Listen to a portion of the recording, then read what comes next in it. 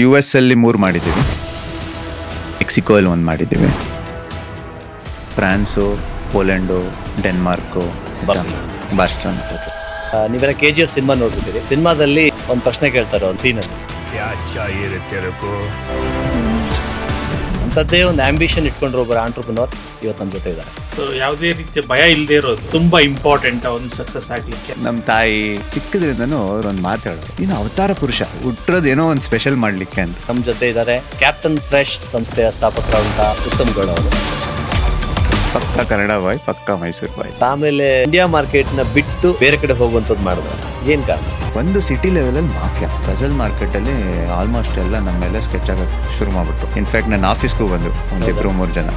ಆದರೂ 7 ವರ್ಷದಲ್ಲಿ 10,000 ಕೋಟಿಯ ವಹಿವಾಟಿನ ಉದ್ದಿಮೆ ನಡೆಸಿದ್ದು ಇದು ರೋಚಕ ಕಥೆ ಇದೆ. ಒಂದು ಸಿಂಪಲ್ ಆಗಿ ಹೇಳ್ಬೇಕಂದ್ರೆ, ನೀವು ಎಲ್ಲಿಂದ ಬರ್ತೀರಿ, ನಿಮ್ಮ ಫ್ಯಾಮಿಲಿ ಏನು, ನಿಮ್ಮ ಹೈಟ್ ಏನು, ನಿಮ್ಮ ವೆಯ್ಟ್ ಏನು, ಏನು ಮ್ಯಾಟ್ರ್ ಆಗಲ್ಲ.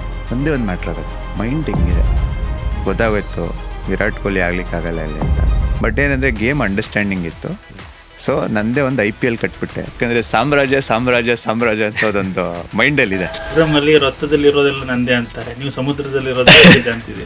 ಎವ್ರಿ ಬಿಸ್ನೆಸ್ ಮ್ಯಾನಲ್ಲೂ ಒಂದು ಅಗಸ್ತ್ಯ ಇರ್ತಾನೆ, ಒಂದು ರಾಕಿ ಇರ್ತಾನೆ. ಕೇಳಿದಾಗ